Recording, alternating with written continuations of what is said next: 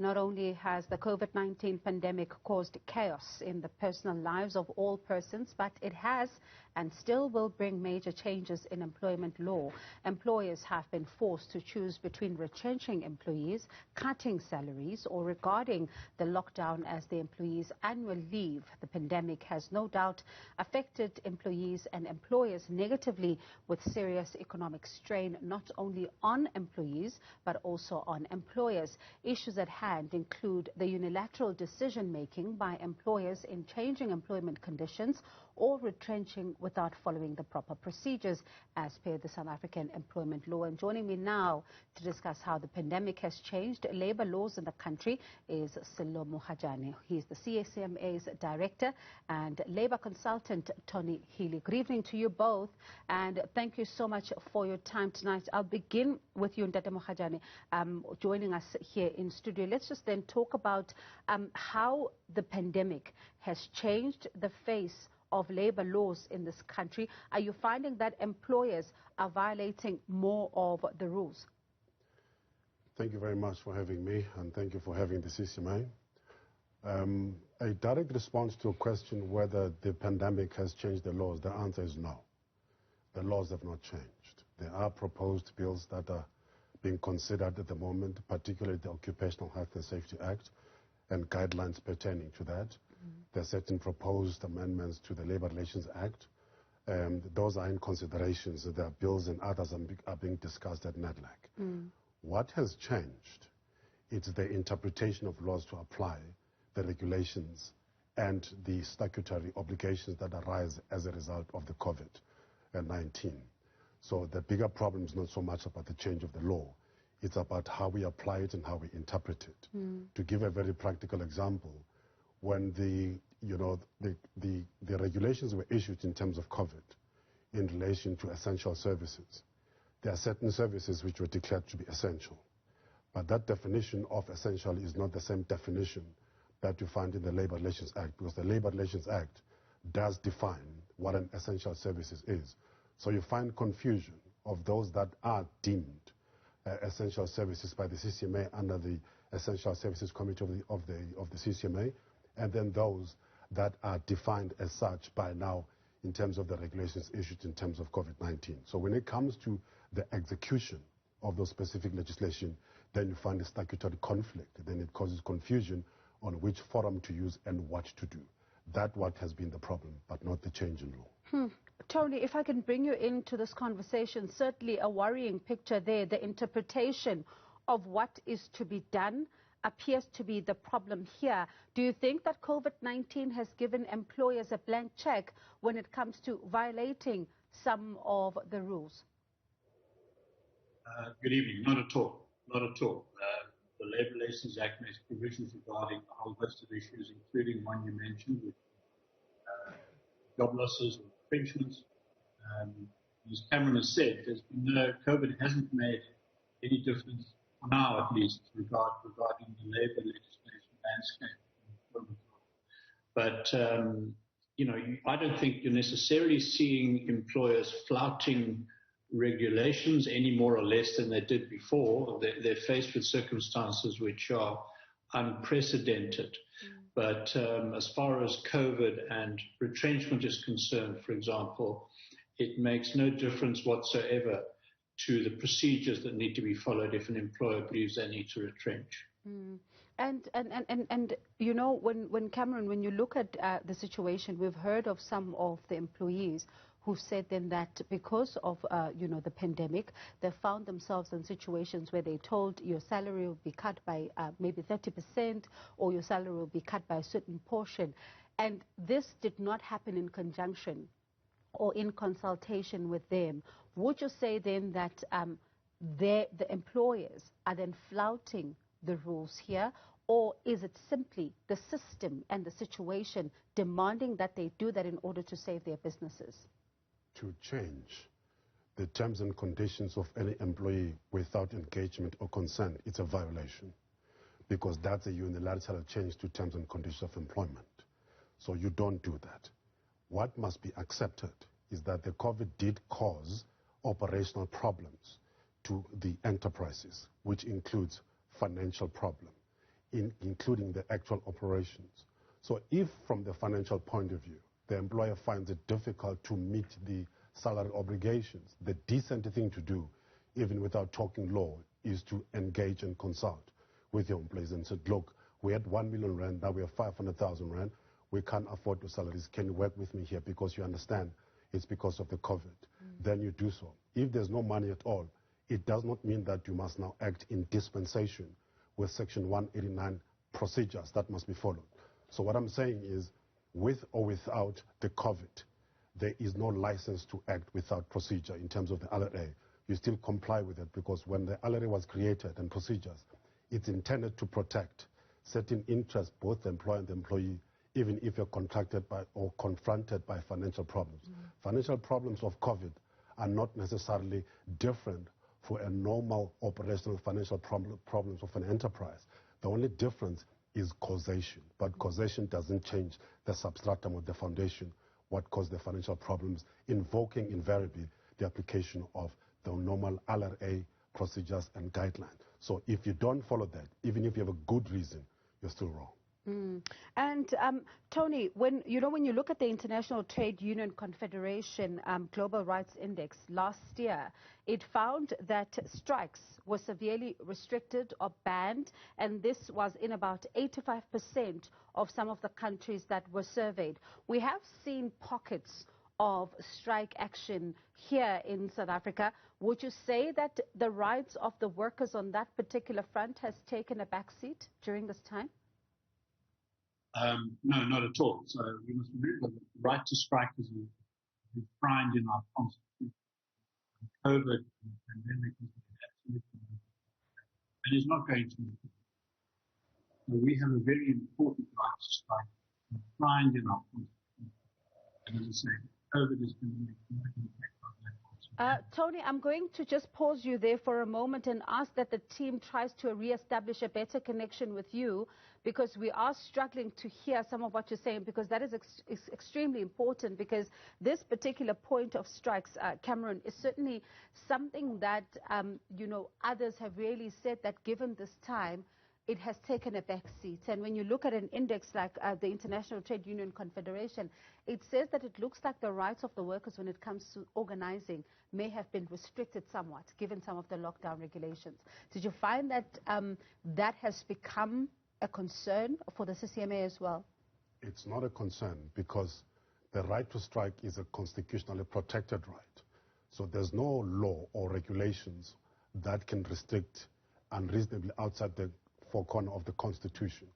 But the operation of or the exercise of the right to strike is limited by the Disaster Management Act, not directly, but because employees were not at work. Because to exercise that right, you've got to be at the workplace so that you can cause the work stoppage.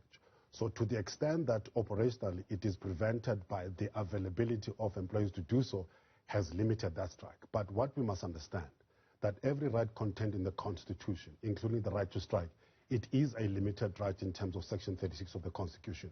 But this time around, it was, of course, limited, not necessarily by the Disaster Management Act, and there is regulation that says you can't strike. There is no such a provision. What has happened is the opportunity to do so, because your workplace is where you do your strike for it to be effective. So because of level 5 lockdown, for example, you are unable to do. But there's a very good example. When we were at level 5 lockdown, the shops that supplied Pick n Pay and others went on strike. We were called upon to intervene because the CCMA did not stop working even at level 5. So we entertained that. We went and resolved the strike there, but which would have affected all the shops where they supplied food, even essential food that was supposed to be had. So during that time, despite the lockdown, those were able to work and those in essential services did go on strike. That right was exercised. But if you look at that question globally or nationally on the rights to strike that ought to have been exercised, because of the COVID-19 regulations of gathering social distance and numbers, you are not able to fully enjoy the benefit of the right to strike. So by virtue of that, it was limited. But to say law directly has limited the right to strike, it's not correct. But its effect, because of its application to the players, to the strike, yes, it did. And let's talk about this case. I'm very curious to find out from you. There's been a case recently of an employee who went to work knowing that he was COVID-19 positive, and thus passing it on and really causing a serious concern in his company, and the company then won the case in dismissing such an employee. What then becomes the responsibility of such an employee knowing that you're positive or even displaying symptoms when it comes to going to work, because also you could be affecting some of those that you're working with? You are referring to the case of Escort versus Stillman. It's a case that started at the CCMA where the commissioner said, which is something that I read in some of the articles which is misinterpreted. Let's correct it. What happened there, I won't give you the facts, I think they're quite evident, as you have explained them. The CCMA commissioner correctly said the conduct of the employee is wrong. There's no difference between the finding of the CCMA and the finding of the lower court. It's exactly the same. The only difference is the application of the sanction that was applied, because the commissioner of the CCMA said, I'll give you a final written warning. You know, when you're dealing with a case like we're sitting here, it's different to what the commissioner is considering and the factors he must take into account on whether to dismiss or not. But he never said it's not wrong. So the Labour Court said, yes, we agree with it's wrong. But to say that it should not be dismissed, it's wrong. So the court converted that into not just a warning, but it said it must be dismissed. What must be very clear, and I don't want it to be misunderstood, any employee who knows that they display the symptoms of COVID, the advice from the regulations and from the President and Minister of Health has always been, stay at home, get yourself tested, social distance, sanitize or wash your hands. That's a simple rule. Everybody knows that. But for any person to go and proceed with that knowledge, worse even after the 10th of August, in that case that person was aware, Stillman, that he has COVID-19, to go without a mask, hug people, that is almost culpable homicide. The risk that you're facing is not just a question of dismissal, that you could be charged criminally, because you know that COVID kills, and the persons that you're interacting with, some have comorbidities, some have had operations. You expose them to that they could die. So knowingly you appreciate that fact, but you still go and violate that. You could suffer both civilly and criminally, because that is bad. Clearly, no one should be encouraged to do so. What is expected is that it's not just the responsibility of the employee, it's the responsibility of both the employee and the employer, that you must establish clearly coherent policies that informs your staff and educate that when you've got these following signs, this is the procedure to be followed. So for 14 days, don't come to work, but you must communicate, you must report. What is wrong? You can't say because I've got the COVID symptoms, I decide not to go to work, but you tell nobody. You will be fired because nobody knows why you're at home. When you follow that procedure, which is known by both the employer and the employee, and you follow according to that, because it's not about the laws, not about the procedures, it's about protecting lives, because the COVID-19 is not just killing one person, it's killing people globally. So you have to contribute by exercising restraint, intelligence, and make sure that you protect your family. Because you see, if you get COVID from here, you go home, you affect other people, and those people affect other people. It's quite a gross negligence knowingly to go and behave as if you don't have COVID. So that judgment, to that extent, is correct.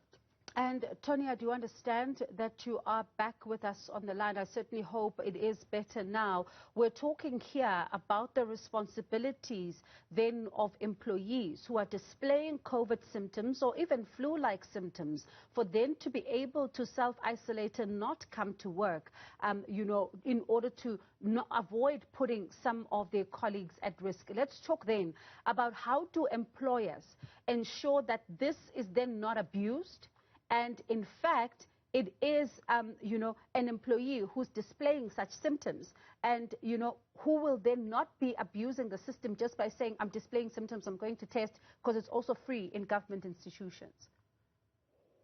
Yes, so an employer would require an employee to present some kind of medical certificate which legitimizes or confirms that they are medically incapacitated as a consequence of either being COVID positive or having to quarantine for a certain period of time.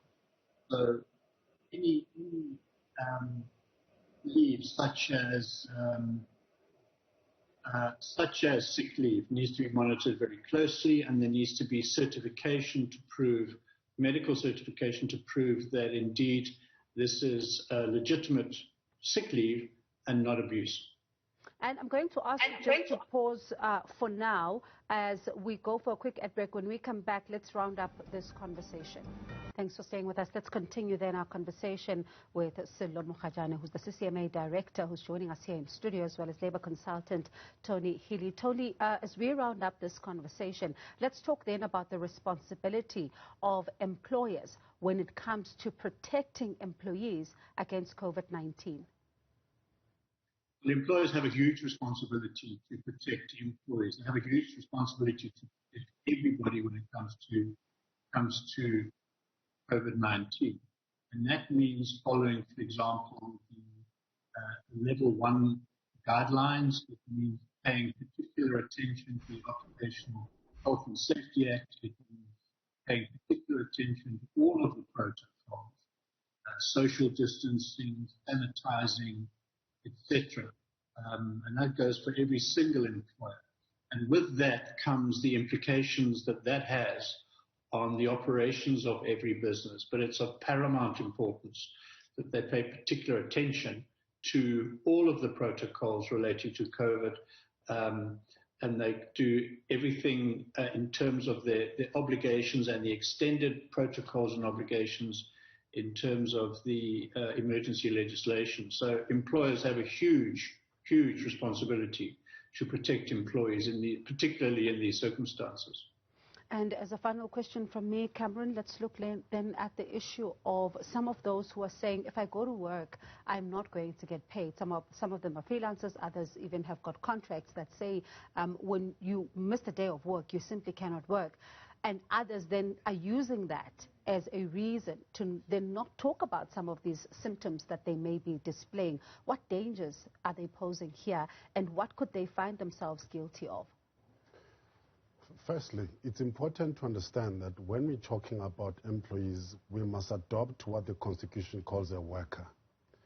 And a worker under the COVID environment does not necessarily mean everybody must be physically at work.